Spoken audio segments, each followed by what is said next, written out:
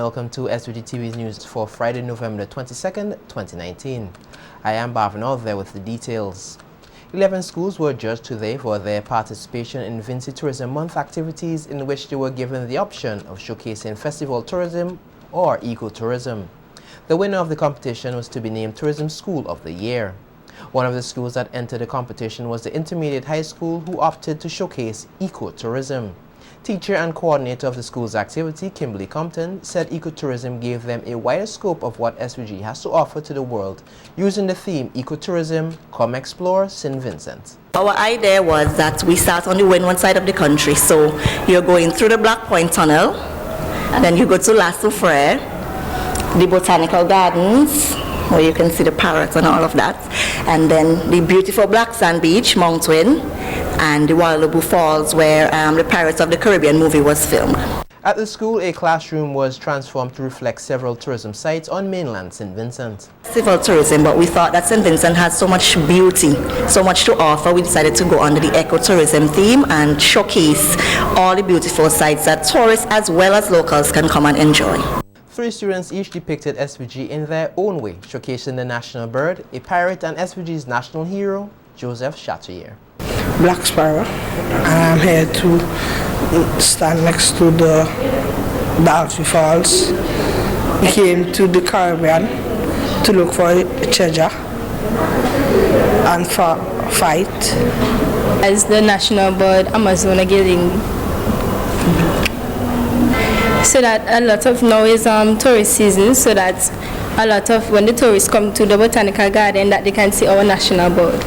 So I portray Joseph Chatelier, the Carib chief, or the indigenous chief and our national hero. So I am supposed to be the spirit of Chatelier that comes back to kind of usher and guide persons around St. Vincent and the Grenadines, carrying them across the Black Point Tunnel, the Soufrière, and the different parts, and show how it all connects. And it's kind of important because Chatelier is one of the few indigenous persons that is a national hero. And within this week, Belize and Nicaragua, so Belize celebrated Garifuna Arrival Day, so it's kind of, relevant at the time. Another category of the Tourism Month competition was for government departments or ministries.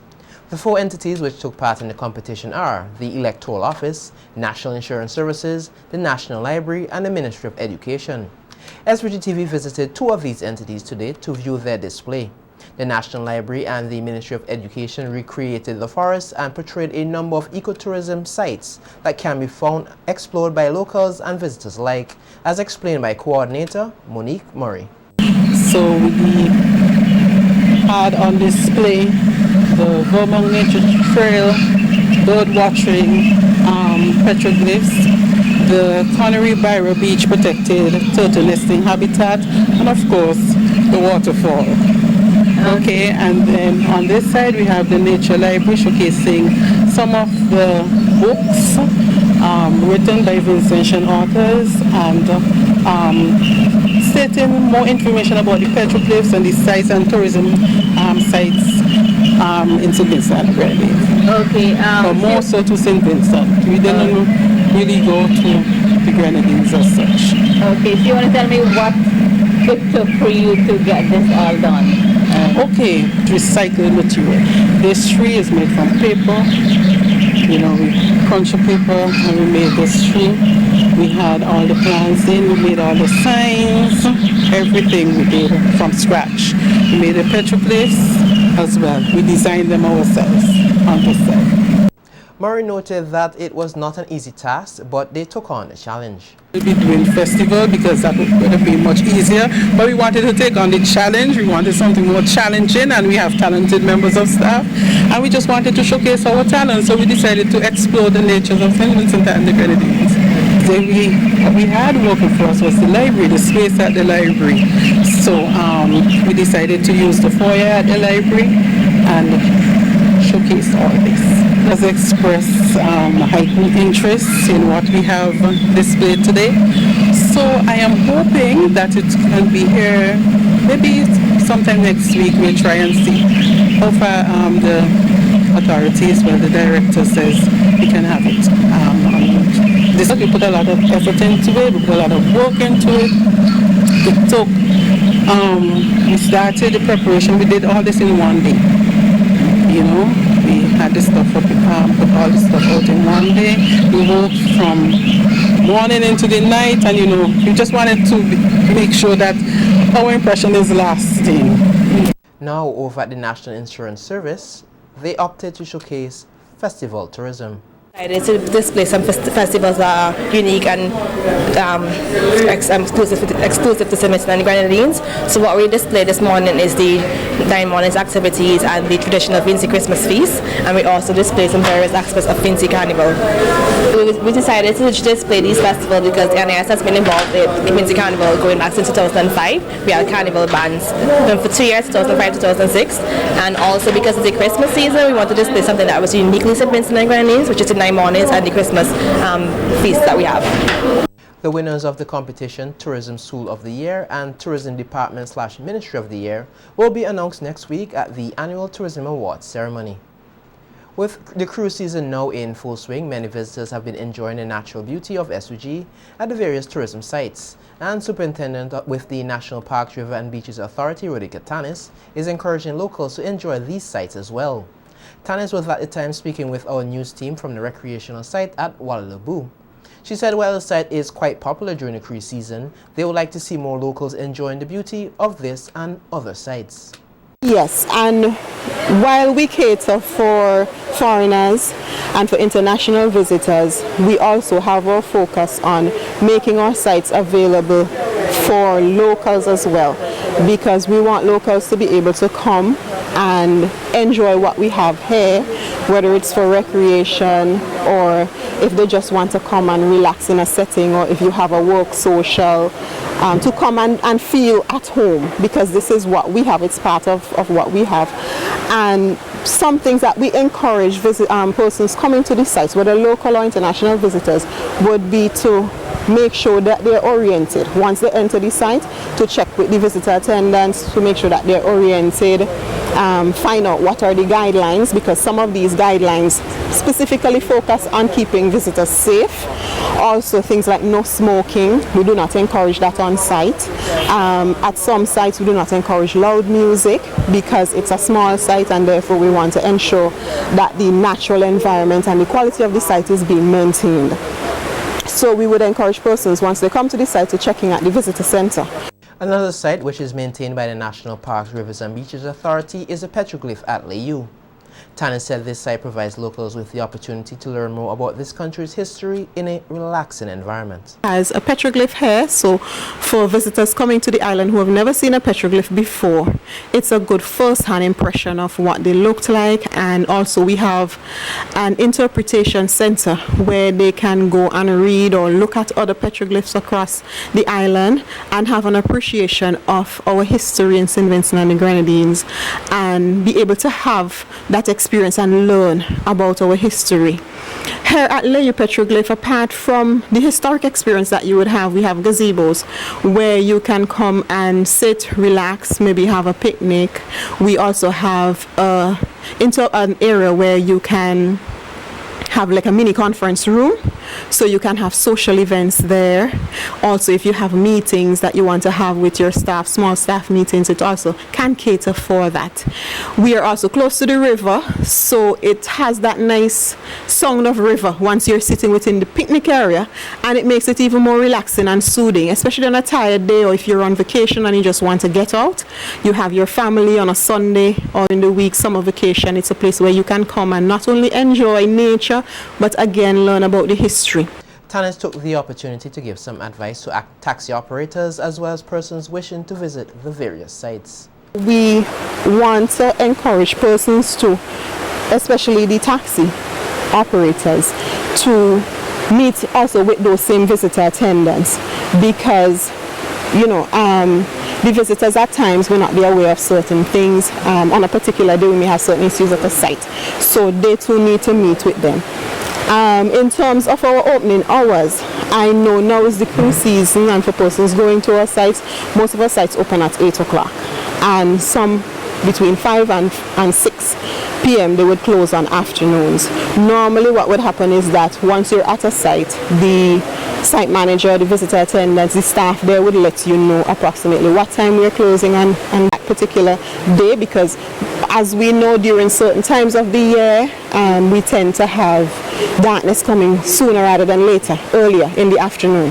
So therefore, if the site is closing at 5:30, then they would let you know like half an hour or hour in advance what to expect, especially if you have a picnic going on. So they would give you the early alert that, you know, we are closing at this time, and therefore you can make the most of the time. Meanwhile, the Forestry Department continues to advocate for Vincentians to plant more trees to help beautify the environment and build resilience against climate change. This week, the department collaborated with the Kingstown Board for a tree planting exercise in capital Kingstown as part of the board's 122nd anniversary celebrations. Forestry Officer Joel Poyer said persons usually cut or destroy trees, which sometimes take over 100 years to grow, without consideration to the impact on the environment. Think about planting a fence, a green fence, instead of a concrete wall. The trees can breathe and they add more value to your property. Instead of you having to build a wall and then somewhere down the road you have to maintain that wall because it might topple, while in just manicuring and dealing with that tree just like how you deal with a baby. It'd be so easy and beautiful, and it adds so much benefit to you overall. They have birds would come there, you have other insects, the bees and all that. And we have to take care of nature so that nature can take care of us. It is something that we need to understand. And we have those wonderful things available to us, but we ignore them. We'll cut down a tree that takes 100 years to get to the size it is in half an hour. That tree took 100 years to get there, but we cut it down in half an hour. And what we're left with a harsh, ugly looks. So we need to think about all these things before we destroy ourselves while we are destroying nature. Poyer took the opportunity to highlight an issue of concern relating to landscaping. Also too, in constructing your place, you have to be mindful of how you dispose of your waste. Because many a time, the waste from your construction can impact on your aesthetic and scenery. Even if you want, you may scurry it over and cover it over, and then that would impact on your grass and your other horticulture trees that you may plant because of the material that is underneath. Those impact on the tree roots and the grass. So be mindful of how you deal with your waste material from your construction. This is an advice to people who are into construction and after one want to landscape their area. Be very, very mindful, and especially more so in the urban environment. The Royal St. Vincent and Grenadines Police Force and will launch its 2019 Christmas concert on Sunday, November the 24th, 2019. The band is expected to take concert to 20 communities across SVG this year. Members of the band have been practicing for months now, and today they shared with our news team what residents in the various communities where the concerts will be held can expect. The police band performing one of the many Christmas songs they will be performing at their community concerts this year. The concerts are expected to be different, and according to Sergeant Vaughn Miller, who is in charge of the band, they have listened to the requests of the people and will be singing more Christmas carols to get persons in the Christmas spirit. We have had several complaints. We are not playing enough Christmas music and so forth. This year we are making our business to focus a lot more on Christmas, because definitely Christmas is Christmas, and emphasis should be placed on more on carols and music that relates to Christmas.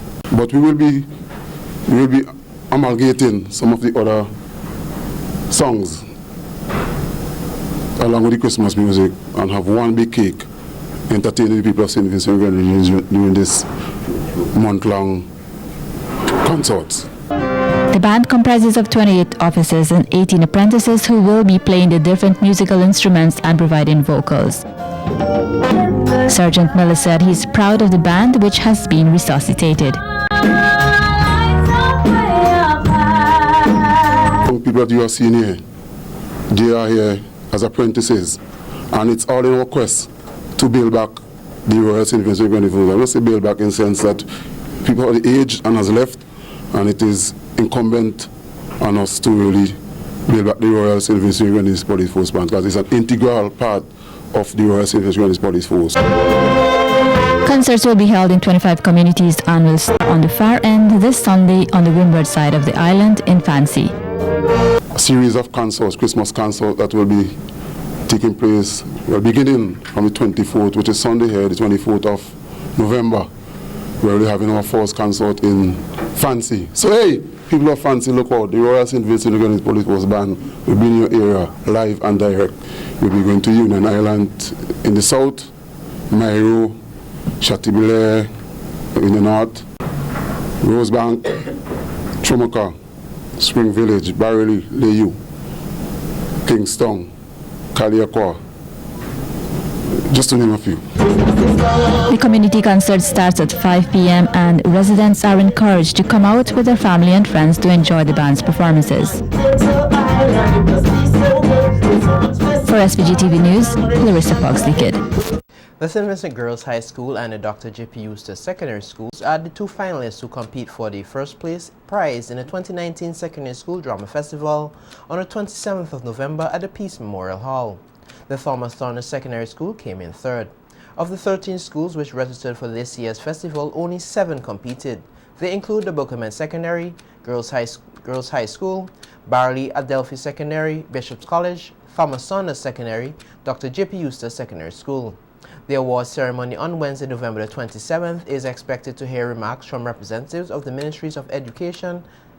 The world's largest floating bookstore, the MV Logos Hope, will return to Port Kingston next month. The ship will dock at Port Kingston from December the 13th to 29th with 5,000 different titles of books for sale, all below market price. The books will cover a range of subjects including science, sports, hobbies, cooking, medicine, languages, as well as children's titles, academic texts, dictionaries, Bibles, and more. The MV Logos Hope last visit Port Kingston was in November of 2017. The MV Logos Hope is operated by GBA Ships, an international charitable organization registered in Germany.